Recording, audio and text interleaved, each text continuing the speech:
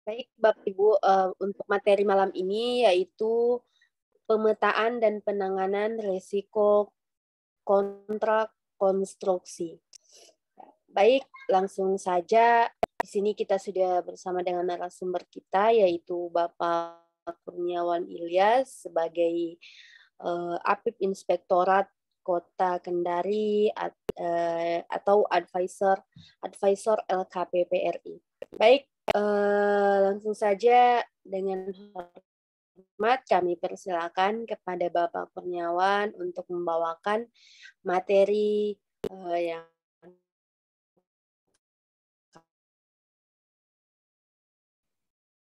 kami maksudkan.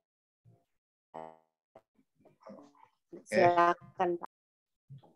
Ya, oke.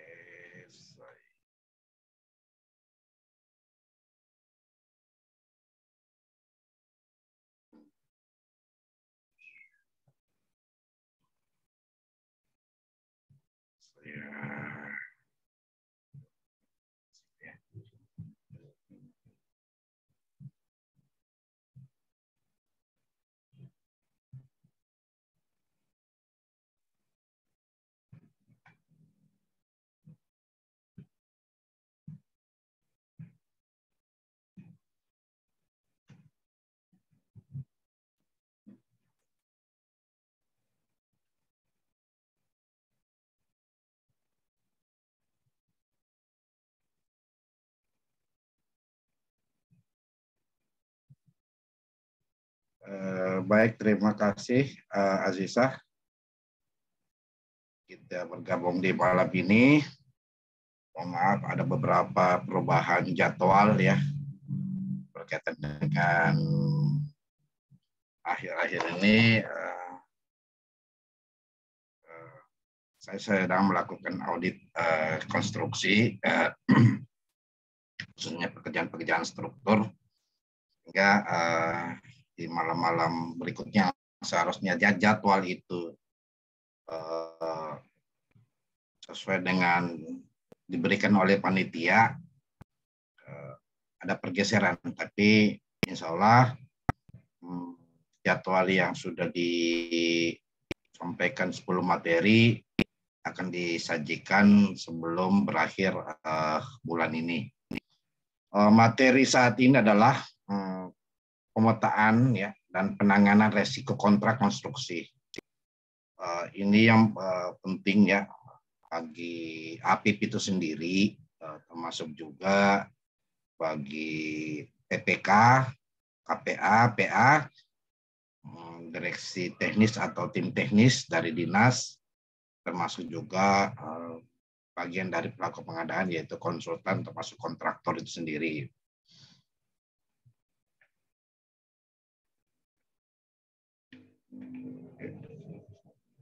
Jadi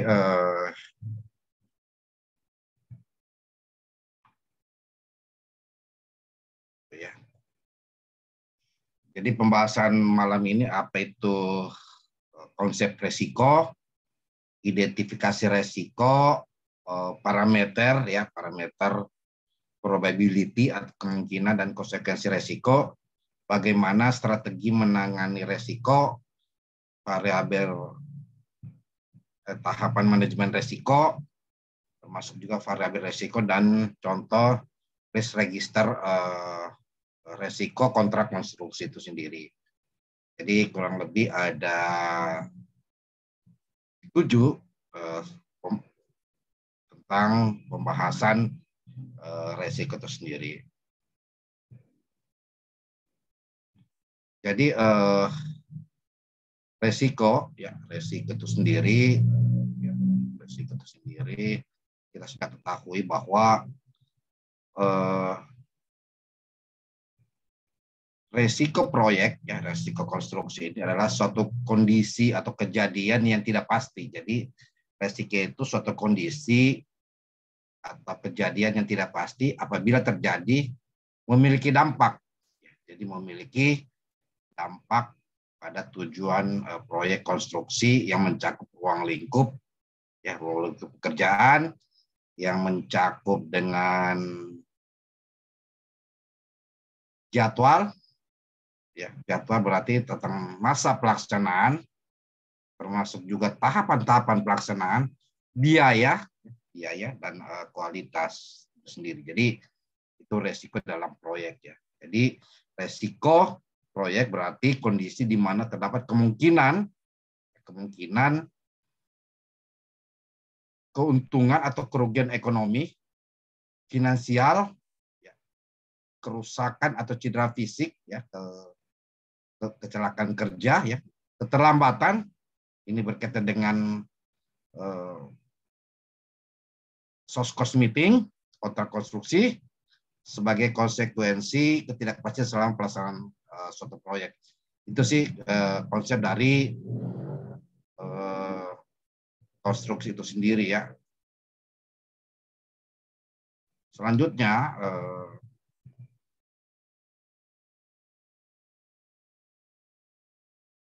teknis identifikasi resiko. Jadi kita harus sejak awal memang sudah melakukan pemetaan melalui identifikasi resiko yang akan timbul ya atau kemungkinan terjadi. Jadi kurang lebih ada lima teknik identifikasi resiko.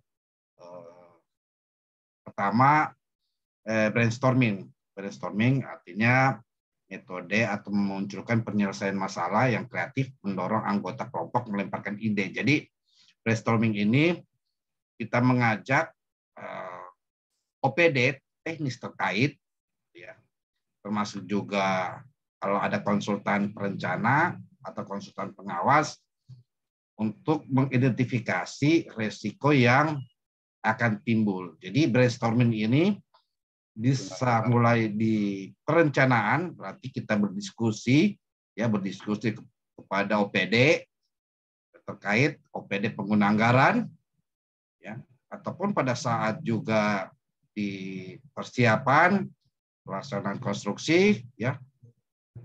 Berarti pada saat kita PCM ya, pre-construction meeting, dan juga bisa mengidentifikasi resiko di situ. Atau kita bisa membuat kuesioner ataupun penelitian riset berkaitan dengan resiko itu sendiri ya. Apa-apa yang sering timbul. Jadi kita bisa menggali informasi melalui kuesioner. Apa-apa yang bisa timbul dari kontrak konstruksi itu sendiri. Oke. Yang ketiga adalah benchmarking. Benchmarking ini adalah suatu proses sistematis untuk menentukan perusahaan yang bergerak di bidang industri atau bisnis sebagai yang dijadikan pemimpin. Artinya apa? Kita melakukan identifikasi vendor. Jadi identifikasi vendor ini untuk memastikan vendor-vendor atau penyedia yang bekerja baik. Untuk itu, kalau kita ingin memastikan penyedia yang bekerja baik ya di bidang konstruksi, untuk itu kita meminta kepada pengguna anggaran, kepada kuasa pengguna anggaran, kepada PPK untuk menampilkan vendor yang bekerja baik atau vendor yang memiliki material atau bahan ataupun ketersediaan tenaga kerja yang baik. Yang keempat adalah skenario analisis, adalah proses untuk menganalisis kemungkinan yang terjadi di masa yang akan datang. Jadi tentu kita bisa membuat skenario analisis dan mempertimbangkan yang kemungkinan yang terjadi. Yang kelima adalah risk assessment, penilaian risiko ya, proses di mana kita mengidentifikasi bahaya, risiko yang berhubungan dengan hazard, ya, dan memutuskan langkah untuk mengeliminasi biaya tersebut. Itu dari aspek risiko itu sendiri. Selanjutnya teknis identifikasinya bagaimana? Teknis identifikasi ya kita melihat juga ada accident investigasi yang melihat fakta, audit ya auditing, proses menganalisis masalah, evaluasi bukti secara independen, inspeksi. Jadi kita melakukan inspeksi terhadap pekerjaan konstruksi, kontrak konstruksi. Kita bisa membuat checklist atau daftar risk management, gitu, resiko gitu. Jadi kita bisa membuat checklist itu, daftar atau variabel yang kita kumpulkan. Jadi memang pentingnya kalau identifikasi resiko ini sebaiknya di tahap perencanaan. Di tahap perencanaan kita bahas. Yang kedua, HAZOP ya, Hazard of Operability Study. Teknik standar digunakan untuk pembentukan keamanan sistem atau modifikasi terhadap potensi atau masalah ya. Nah, kategori resiko itu sendiri ya, risiko ini ada 4 kategorinya ya, ada 4 kategorinya, yaitu resiko eksternal, resiko internal. Eksternal berarti berkaitan dengan di luar dari pelaku pengadaan konstruksi. Internal berkaitan dengan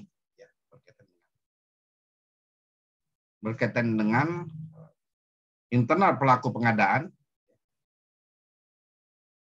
Teknis. Nah, teknis ini berkaitan hal-hal yang berkaitan dengan kegiatan teknis di konstruksi dan risiko legal. Risiko legal berarti tentang kedudukan penyediaannya, tentang data kualifikasi penyediaannya, tentang status penyediaannya, apakah penyedia itu berbadan usaha atau tidak berbadan usaha, atau penyedia berbadan hukum atau tidak berbadan hukum. Penyedia tersebut juga apakah penyedia kantor cabang atau anak perusahaan, ya, atau kantor pusat saja, tidak memiliki cabang. Ini ada resiko. Ya. Penting melihat resiko legal karena akan berkaitan dengan tanggung jawab. Ya, tanggung jawab yang terjadi. Jadi parameter kemungkinan resiko, probability, peluang resiko ini ya jarang. Jadi kurang lebih ada 5 klaster, jarang terjadi. Apa itu jarang terjadi? Berarti berkaitan dengan kemungkinan yang sering terjadi ya, kemungkinan peristiwa yang muncul pada keadaan di luar biasa atau jarang gitu. Agak jarang peristiwa jarang terjadi, mungkin terjadi, sering terjadi dan hampir terjadi. Kalau agak terjadi peristiwa itu jarang terjadi, mungkin terjadi peristiwa kadang-kadang terjadi, sering terjadi peristiwa itu pernah terjadi dan mungkin terjadi lagi, atau hampir pasti terjadi peristiwa itu sering muncul pada berbagai keadaan. Ya. Jadi untuk parameter konsekuensinya ada signifikan, ya, signifikan, tidak signifikan, ya, berarti ada tidak signifikan, kecil, sedang, dan besar. Nah, deskripsi tentang tidak signifikan, tidak ada yang terluka gitu. Jadi kalau ada keselamatan konstruksi, kecelakaan kerja di masa pelaksanaan konstruksi tidak terluka, tapi ada kerugian finansial yang timbul, berarti dia termasuk parameter tidak signifikan ya dalam hal konsekuensi risiko. Yang kedua adalah kecil, ya. Mungkin ada pertolongan pertama, ya, pengobatan yang sifatnya luka lecet, ya. Ada kerugian medium, misalnya. Sedang ya perlu perawatan medis. Nah, kalau pertolongan pertama ini berarti penanganannya ya tindakan seperti tindakan P3K ya. P3K. Ada juga yang sedang. Ada yang sedang berarti perlu perawatan medis. Ketika kita perlu perawatan medis secara membawa dia di klinik, membawa dia ke rumah sakit, ke puskesmas, maka dia tetap masuk kategori ya, deskripsinya ya adalah perawatan parameter sedang gitu. Besar ya, parah. Jadi tingkat keparahan ini berarti mungkin sudah masuk di ICU. Penanganan finansial lebih besar, signifikan menimbulkan kematian. Jadi kita bisa melihat bahwa ini kemungkinan yang terjadi dan ini konsekuensinya.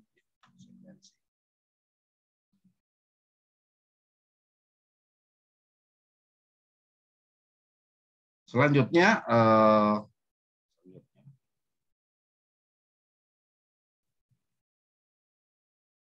Strategi penanganan resiko. Jadi ada strateginya ya. Strategi penanganan resiko ya. Pertama, kita lihat di klaster di kolom metode penanganan. Ada 4 jenis metode penanganan resiko. Hindari resiko, menghindarkan resiko, mitigasi resiko, memindahkan resiko atau transfer resiko, atau terima resiko.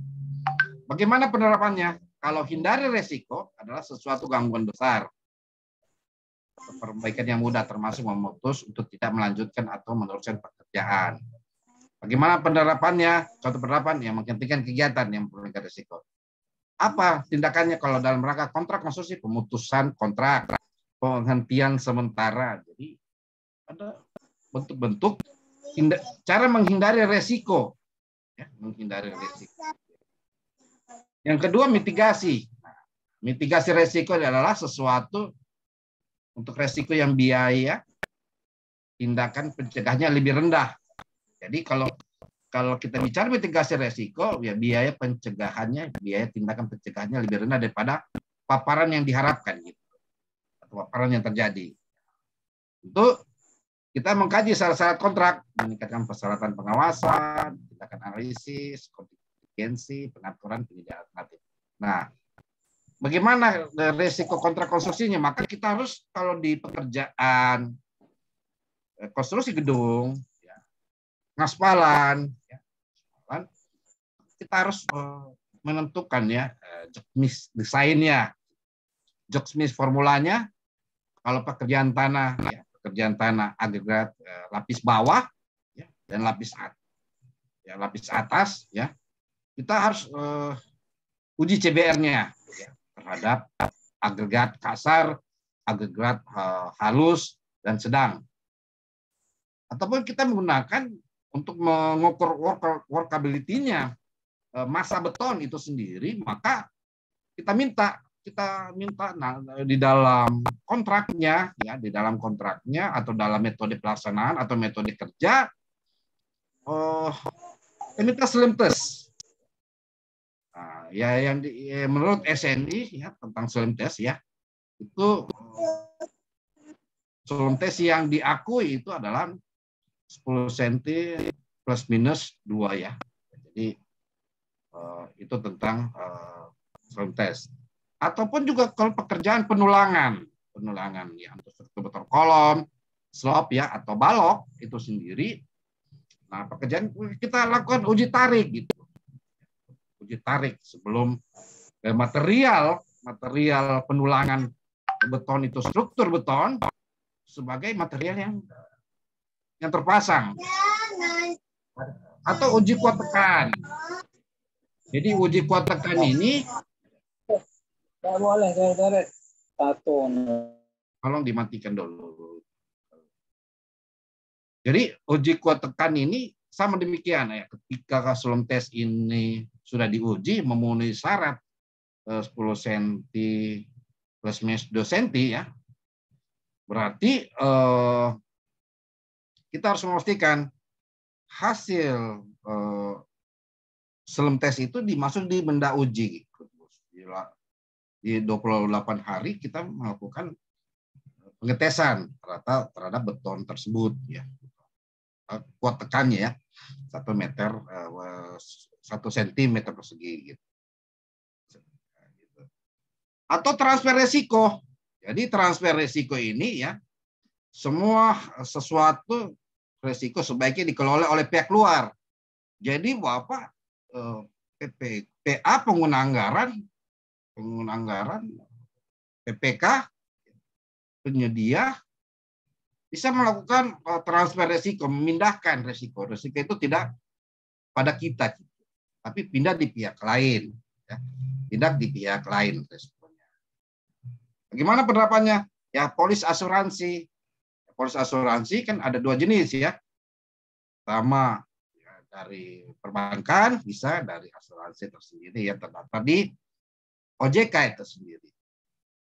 Nah, bagaimana penerapannya ya? Jaminan penawaran, jaminan uang muka, jaminan pelaksanaan, jaminan pemeliharaan, jaminan pembayaran, jaminan sindikasi kredit. Nah, ini Sindikasi kredit ini adalah penjaminan terhadap pembiayaan. Penjaminan terhadap pembiayaan banyak macam ya.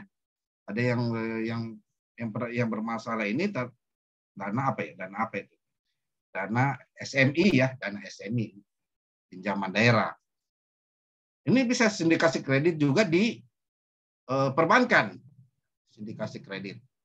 Nah, tujuh ya, kalau untuk pengadaan barang impor ya, barang impor, maka kita bisa lakukan penjaminan letter of credit, letter of credit, LC ini ya, LC ini kita tempatkan di perbankan. Nanti tiba barangnya baru bisa dicairkan si pemilik barang tersebut. Itu metode pengadaan barang impor ya, untuk memastikan barang yang diterima oleh pemesan ya, oleh pengguna anggaran, PPK dan lain-lain ya, sesuai mutu dan kualitas yang sudah menjadi uraian pemesanan sendiri. Nah, ada juga terima resiko ya, atau sesuatu untuk resiko yang dampaknya kecil atau tidak signifikan, dan ketika tindakan untuk menerimanya lebih bernilai, ya, lebih bernilai dari aspek keuangan daripada resiko yang dikendalikan. Artinya apa?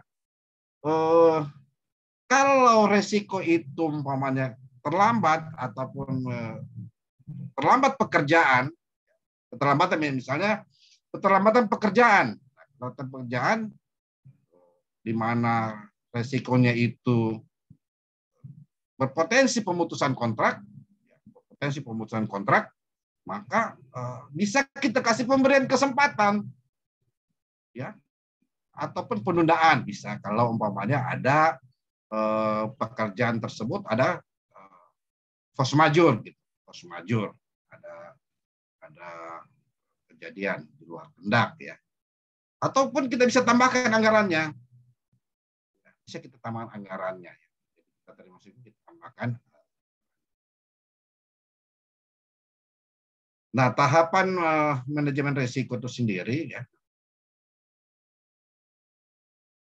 Tahapan manajemen risiko kita bisa lihat ya.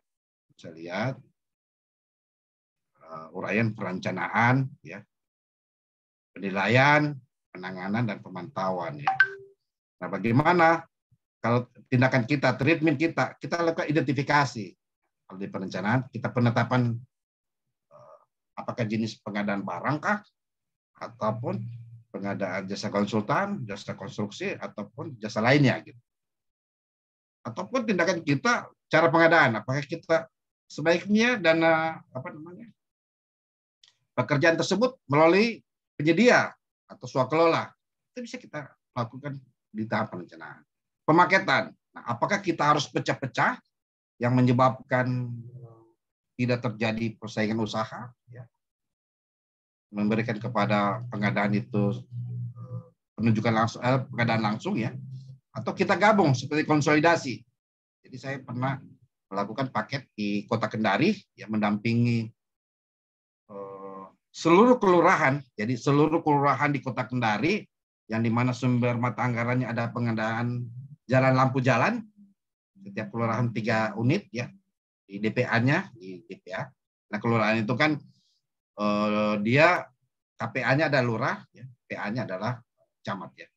Kita konsolidasi, jadi semua paket-paket proyek yang speknya sama dikonsolidasi jadi satu paket yang besar, dapat penyedia dan bisa melaksanakan sesuai dengan MCP KPK juga kan, MCP KPK. Ataupun waktu kalau di perencanaan ini waktu pemanfaatan barang. Nah, ini penting pada saat di perencanaan. Mengapa?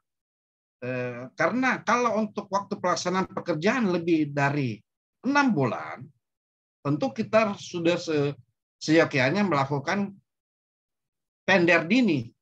Tender dini ini ya di mana kita bisa melakukan tender pada saat bersamaan penyusunan anggaran, ya, pembahasan RAPBD. Setelah dimuat di sirup itu sendiri yang terintegrasi dengan SIPD, jadi kita bisa lakukan tender dini. Ini sehingga kita berkontrak juga bisa di bulan 12, bulan 11. Namun efektif kontrak bisa ditetapkan di bulan Januari tanggal 2 ya. Misalnya. Jadi kita lihat waktu pemanfaatan barang ataupun barang itu dari luar negeri. Ya, dari luar negeri berarti kita harus mengetahui jangka waktu pengiriman dari luar negeri, apa dokumen-dokumen yang dibutuhkan, apa hambatan atau kendala. Jadi kita harus mulai melihat bahwa waktu pemanfaatan barang ini mungkin segera, ya makin prosesnya harus segera, seperti pengadaan makan minum tahanan umpamanya atau pasien.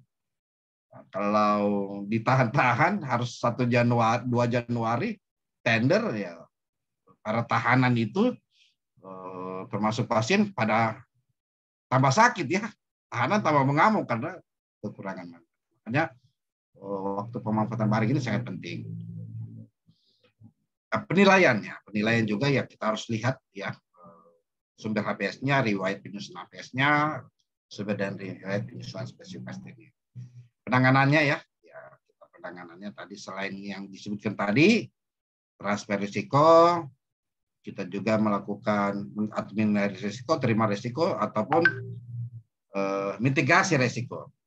Tindakannya bisa dengan membuat daftar risiko dan pemantauan risiko. Pemantauan ya, laporan direksi, laporan lainnya.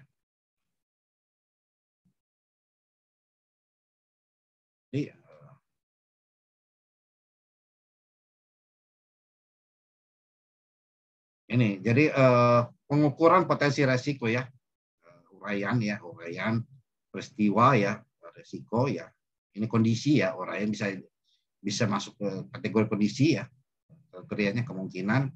Jadi pengukurannya ini adalah untuk mengukur resiko menggunakan rumus ya. Resiko, tingkat resiko adalah kemungkinan yang terjadi dikali dampaknya, itulah resiko.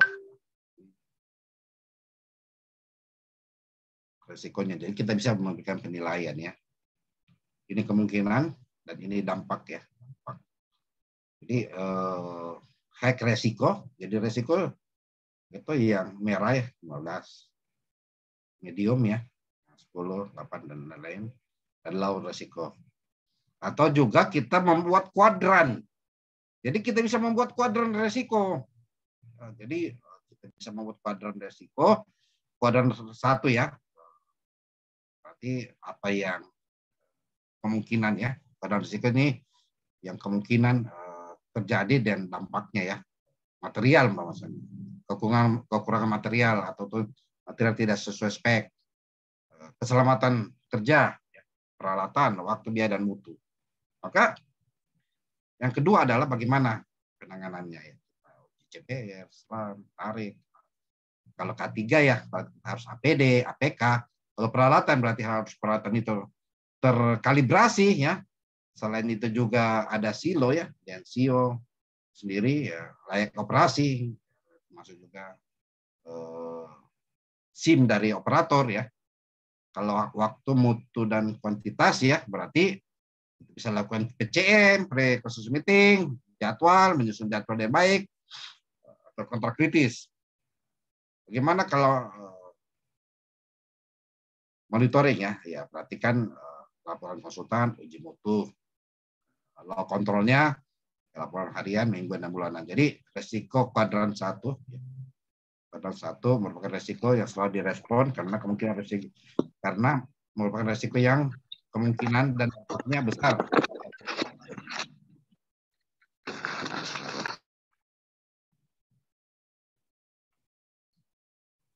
Jadi ada juga variabel resiko ya. Ada juga variabel resiko sendiri. Jadi kita bisa lihat ya variabel resiko.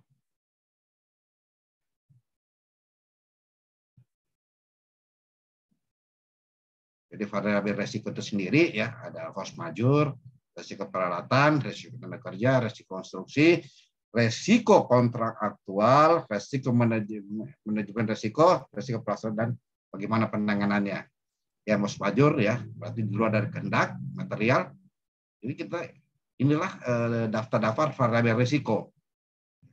Kalau material dan peralatan, ketersediaan material, Apakah material kuali terlalu jauh jaraknya? Apakah material kuali menyeberang di suatu pulau yang mau menyelesaikan teknis?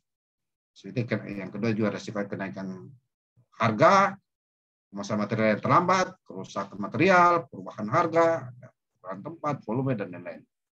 Resiko kerja ya, mogok kerja, kecelakaan kerja, kerja yang tidak tepat ya, tenaga kerja yang tidak tepat ya, tenaga kerja, kelalaian, miskomunikasi, bagaimana cara penanganannya, kekurangan jumlah tenaga kerja, permintaan kenaikan upah, perselisihan kerja. Kalau risiko konstruksi, perubahan desain, data dasar tidak lengkap ya, kesalahan estimasi waktu, ini bisa kita buat variabelnya. Bagaimana cara menanganinya melalui pendekatan mitigasi, terima, transfer, atau hindari dari risiko. Sesuai dengan definisi yang saya gambarkan tadi. Jadi contoh risk register kontrak konstruksi ya, di perencanaan, berarti kita jabarkan misalnya di kegiatannya membuat TOR, HPS, KHK.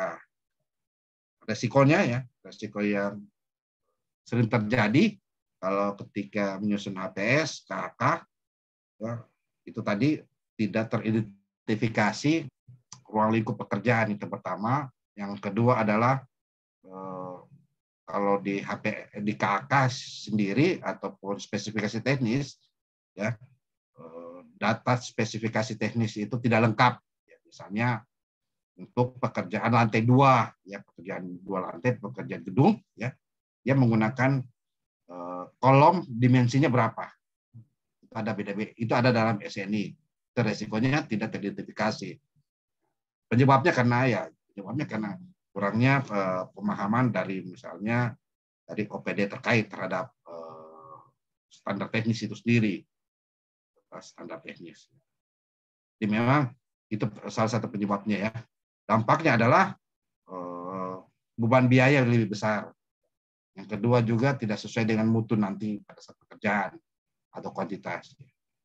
Kalau di pelaksanaan misalnya evaluasi ya, pekerjaan atau berita acara hasil serah terima, berarti pengujian ya, itu serah terima pekerjaan, serah terima pertama misalnya di masa pemeliharaan, ya, pengujian kualitas tidak disampaikan. Penyebabnya kenapa? Bisa dikarenakan kelalaian dari pengguna anggaran, kuasa pengguna anggaran, termasuk juga BPK dan konsultan. Dampaknya apa?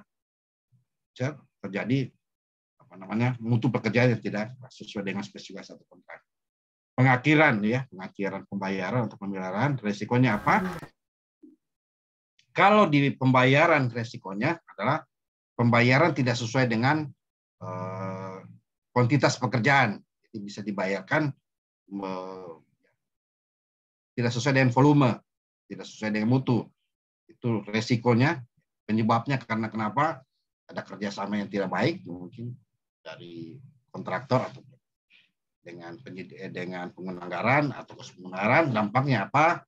Ketika pembayaran itu ya tidak sesuai dengan kontrak ya, karena kontrak konstruksi itu harus lebih besar ya atau sama volume pekerjaan atau kuantitasnya daripada pembayaran ya. Jadi pembayaran tidak boleh lebih besar dari kuantitas jumlah sendiri. Demikian yang bisa saya sajikan. Kita bisa berdiskusi di kegiatan ini. Saya serahkan kepada narasumber, moderator ya. Terima kasih.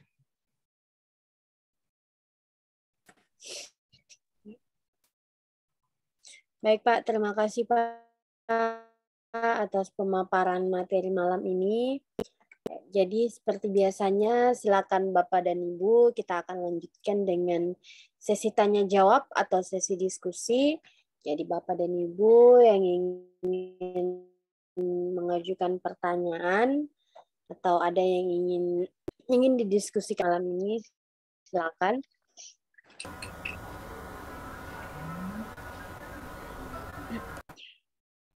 Silakan dengan Ibu Ibu siapa? Ya, mohon maaf.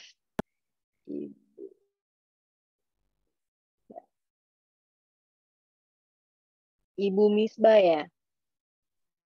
Ya, Silakan Ibu. Ya. Assalamualaikum warahmatullahi wabarakatuh. Ya, waalaikumsalam warahmatullahi wabarakatuh. Selamat malam Pak Kurniawan. Tadi udah Bapak panjang lebar menjelaskan terkait dengan risk management. Yang ingin saya tanyakan Pak terkait dengan project risk management itu sebetulnya kita harus mulai dari awal ya Pak, dari awal perencanaan mau melakukan proyek tersebut. Kemudian di dalam risk management itu ada mempunyai risk positif dan risk negatif, Pak. Mungkin bisa Bapak jelaskan terkait dengan hal tersebut. Terima kasih, Pak. Ya, terhadap manajemen risiko ya, manajemen risiko. Pertama kan kita harus pertama lihat dulu apa uraiannya. Mulai di perencanaan, ya, penilaian bagaimana penanganan dan pemantauannya itu pertama. Nah, kalau bicara dampak positif dari manajemen risiko itu sendiri, berarti kan kita sudah sejak awal melakukan ataupun juga menghitung terhadap bagaimana kita menghindari resiko ataupun juga memitigasi resiko. Ketiga, atau memindahkan resiko. Yang keempat adalah menerima resiko itu sendiri. Terima resiko. Nah, kalau di perencanaan, ya, kalau di perencanaan memang kita harus identifikasi dulu kebutuhan barang dan jasa. Misalnya di suatu kabupaten ada target program lumbung padi, lumbung beras. Maka ya, kita harus identifikasi di mana areal pemanfaatan lainnya, areal kosong atau areal di mana ada kelompok tani yang sudah menanam lebih dulu, sudah ada persawahan lebih dulu. Kita harus identifikasi. Nah, identifikasinya adalah pada apa yang kita gunakan. Apakah kita buat irigasi atau menggunakan embung. Nah, kalau dua pilihan, apakah kita irigasi dan embung, membuat embung, maka kita harus lihat dulu anggaran pengadaan, apakah tersedia cukup atau tidak. Ya, kita ketahui bahwa kalau untuk irigasi yang pasti ada sumbernya, yaitu waduk. Ya. Kalau embung berarti dia sumbernya dari mata air ataupun dari ada hujan umpamanya. Jadi kita harus identifikasi itu. Kalau kita memilih, meskipun sama-sama positif, kita membuat irigasi, tapi kita lihat hubungannya. Kalau kita pengairan, berarti harus memastikan ada waduknya. Nah, kalau kita ada waduk, kita sudah buat pengairan, maka resiko di perencanaannya kita dapat kegagalan dan anggarannya tidak dimanfaatkan dengan baik dan sesuai dengan tujuannya. Yang kedua, umpamanya kalau di perencanaan, apakah kita pakai swakelola atau penyedia? Kita harus tetapkan di perencanaan. Kalau dia swakelola, berarti kita harus mengkonsolidasikan, memastikan petani itu mampu untuk swakelola, ya, mampu untuk mendorong partisipasi atau lewat penyedia. Itu penting karena kenapa? Kalau ketika kita sudah menetapkan di perencanaan bahwa harus kelola dan tiba-tiba petani tidak mampu, seperti contoh saya pernah jadi saksi ahli Tipikor ya, pengadaan di cetak sawah di paket pekerjaan 2012. Petani diserahkan sebagai swakelola, sementara kondisi lahan itu untuk sawah di mana hutan-hutan belukar, ya, di mana di situ di RAB-nya saya lihat dia 100 orang menggunakan cangkul, di mana bisa menebang dengan akar-akar yang besar dengan menggunakan cangkul, menggunakan linggis. Jadi penting dalam pada saat penetapan, ya, cara pengadaannya juga ataupun pemaketan gitu.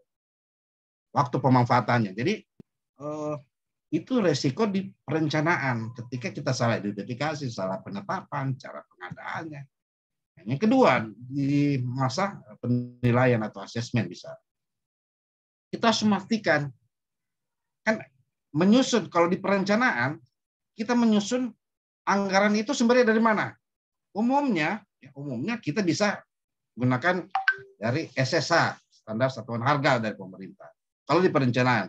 Tapi kalau di persiapan, sudah kita masuk sumber lain, ya, itu survei dan lain-lain. Ini yang itu risiko positif karena sumbernya jelas, tapi ketika kita salah menempatkan risiko bahwa di perencanaan kemarin pada saat menyusun RAPBD, ya, baru kita mengambil sumber dari survei, itu keliru karena itu memerlukan waktu yang lama. Kita bisa pakai SSA, tapi kalau ketika kita menyusun HPS, maka sumber yang kita paling dekat itu adalah survei harga di pasar. Nah, pasar tadi ada 4 tingkatan pasar, ya. Dari sumbernya sendiri, yaitu dari petani misalnya, habis itu dari pabrikan dari agen dari distributor. Jadi itu kalau dalam persiapan pengadaan. Jadi HPS itu kan 28 hari sebelum terakhir memasukkan penawaran. Itu yang harus kalau kita salah menempatkan tujuan itu sendiri, maka bisa ada resikonya positif, bisa resikonya negatif. Nah, bagaimana cara penanganan? Ketika lakukan penanganan resiko, ya tadi bisa dengan mitigasi, misalnya berarti mengurangi resiko macam-macam, ya, macam-macam yang kita bisa lakukan. Gitu. Kita harus tetapkan misalnya, ya, untuk pencampuran beton misalnya, job mix desainnya berapa, ya, berapa pasirnya, berapa agregatnya, berapa semennya, kita harus tahu. Gitu. Sehingga ketika mau memasang campuran beton di kolom ataupun di slop atau di balok, ya, atau di girder khususnya Mardan, misalnya meskipun sekarang ada pencetakan umumnya, tapi kita harus tahu untuk job desainnya untuk pekerjaan struktur lantai 2 berapa menurut SNI. Itu mitigasinya gitu. Jadi kita bisa, ataupun juga ketika mau di akhir tahun seperti misalnya pengajuan SPM, surat permintaan pembayaran, ya. Permintaan pembayaran itu RS dari PD batasnya 15 Desember. Sementara pekerjaan belum 100% di akhir kontrak sampai 31 Desember. Maka kita bisa membuat jaminan pembayaran gitu.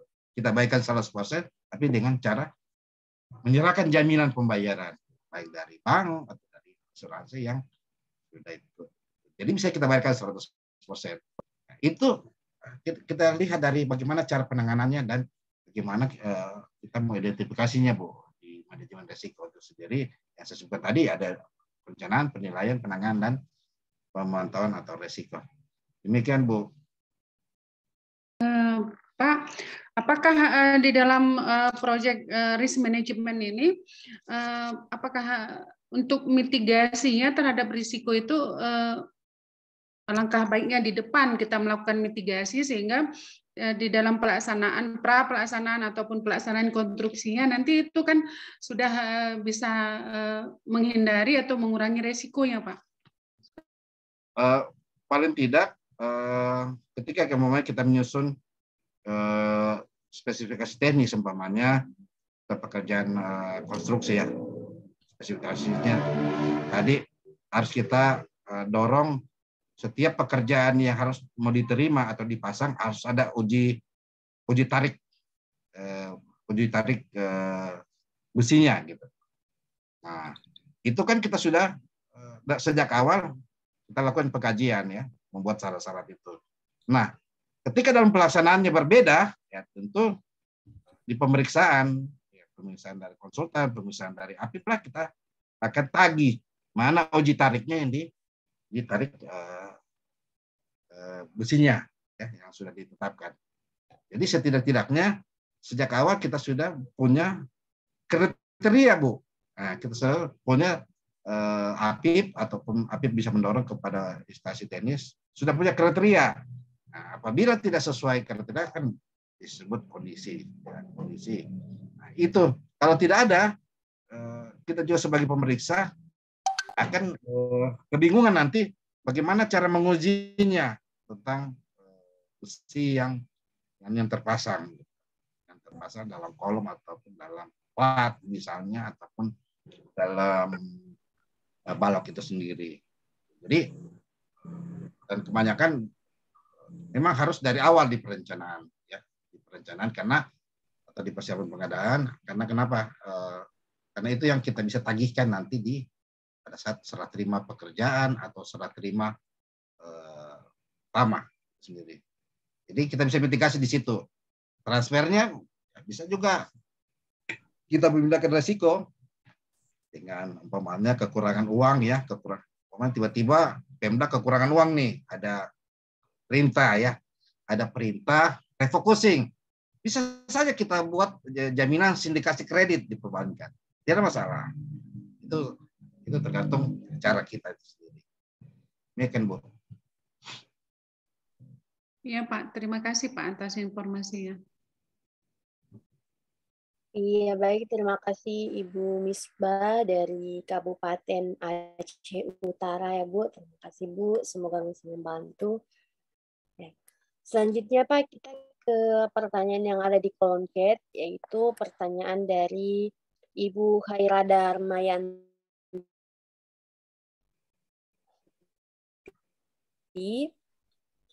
Perbaikan ini bisa diterapkan dalam membuat PKPT pada APIP, Pak. Dan apakah setiap OPD bisa sama kita aplikasikan dalam kelompok risiko yang sama? Baik, Bu Haira. Jadi bisa memang di PKPT ya.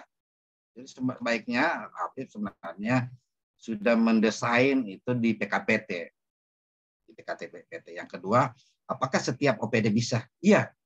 Karena kalau ini yang digunakan, saya memastikan bahwa OPD tersebut kalau konsisten sampai di ujung akhir pekerjaan itu resiko itu semakin kecil. Resiko itu tidak bisa dihilangkan ya. Itu resiko tidak bisa dihilangkan, tapi bisa 3 hal ya, dihindari, bisa dimitigasi, bisa diterima dan bisa dipindahkan sendiri ya. Jadi pindahkan. Jadi resiko kan segala kemungkinan yang akan terjadi ya.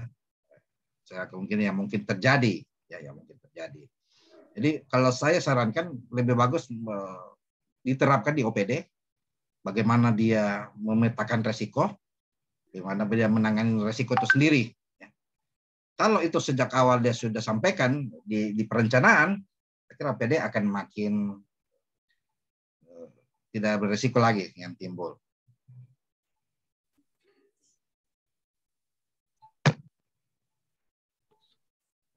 Demikian, Bu.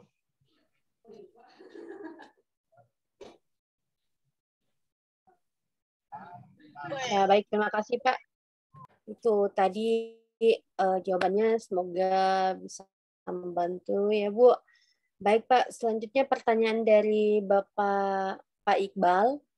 Di dalam konstruksi jembatan, di dalam audit, di dalam konstruksi jembatan, dalam audit biasanya terdapat titik kritis dalam pelaksanaan. Coba mohon penjelasannya, Pak, mengenai dengan hal itu.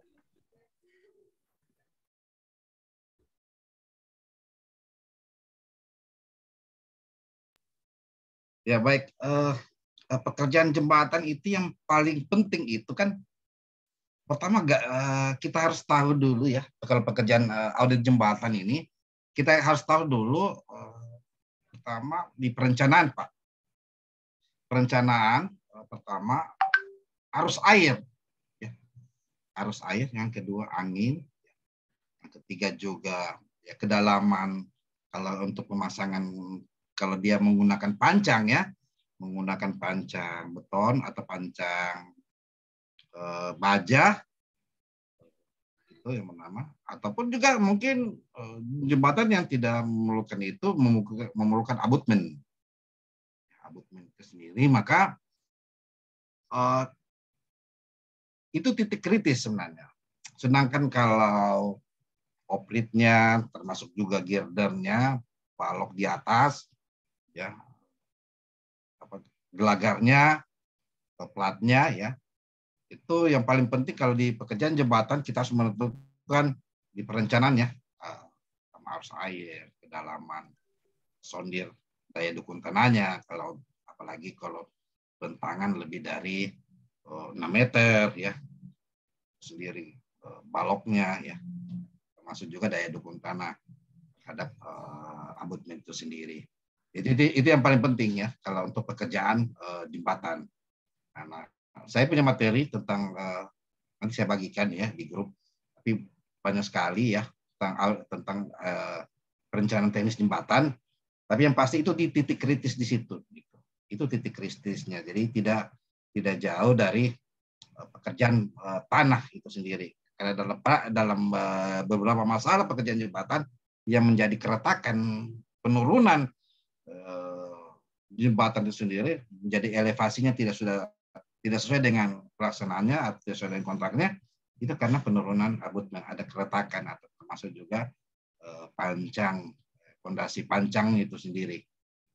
Demikian Pak Iqbal.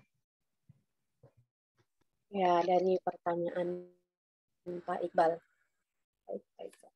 Ya, silakan Bapak dan Ibu sekalian jika masih ada yang ditanyakan, masih ada waktu beberapa menit untuk menanyakan hal-hal pada materi yang sudah dibahas. Utamanya tadi pada poin-poin yang pertama ada konsep resikonya, ada identifikasi resiko, ada juga parameter probability dan konsekuensi resiko, strategi penanganan risiko, ada tahapan manajemen risiko, dan yang terakhir tadi dibahas yaitu variabel risiko. Silakan Bapak Ibu sekalian. Jadi kami sampaikan kembali juga bahwa materi dan record materi untuk webinar periode 14 ini akan di-share ketika semua materi selesai pada periode 14 ini, serta dengan sertifikatnya.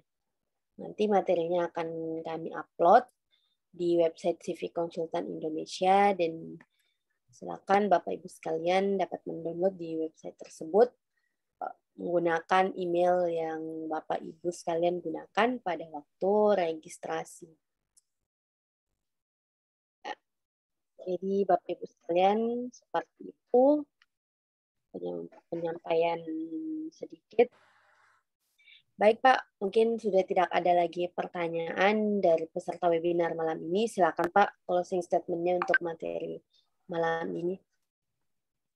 Baik, terima kasih. Pertama yang untuk APIP itu sendiri ya, memang bagusnya kita sudah rencanakan di PKPT itu sendiri dengan metode penerapan yang demikian ya. Bagaimana dia cara menghindari risiko, mentransfer risiko, memitigasi, dan lain-lain ya. Kalau untuk pekerjaan konstruksi ya, dan itu sebenarnya standar umum karena semua ada di SNI, ada semua di perencanaan teknis itu sendiri ya. Itu demikian sisa yang bisa saya sajikan lusa malam. Kita masuk bagaimana cara membedakan tanda tangan asli dan tanda tangan tidak asli ya. Jadi saya sudah baru-baru juga audit tentang apa ya, dana BOS. Ada yang tanda tangan asli dan tidak asli, tidak perlu saya konfirmasi. Tanda tangan tersebut ternyata dibuat oleh bendahara BOS. Apa namanya? digunakan oleh orang lain gitu, tanda tangan orang lain gitu. Jadi ada ilmu tanda tangan yang saya coba pindahkan sedikit sehingga saya bisa identifikasi tanpa memerlukan konfirmasi lagi, dan diakui oleh pembuat tanda tangan bahwa dia menggunakan tanda tangan tersebut untuk SPJ saja, ya, SPJ tanda bos. Cuma demikian, Aziza. Ya, baik Pak, terima kasih Pak untuk closing statement-nya. Kami juga mengucapkan banyak terima kasih untuk Bapak dan Ibu yang sudah bergabung malam ini. Sampai jumpa kembali di materi selanjutnya, yaitu malam-malam selanjutnya, sama seperti agenda pada malam ini, yaitu webinar. Terima kasih kepada Bapak Ibu yang sudah turut andil dalam sesi diskusi atau sesi tanya jawab. Kami mohon maaf apabila ada kesalahan selama webinar malam ini. Kami akhiri dengan ucapan wassalamualaikum warahmatullahi wabarakatuh. Waalaikumsalam warahmatullahi wabarakatuh. Waalaikumsalam. Waalaikumsalam warahmatullahi wabarakatuh.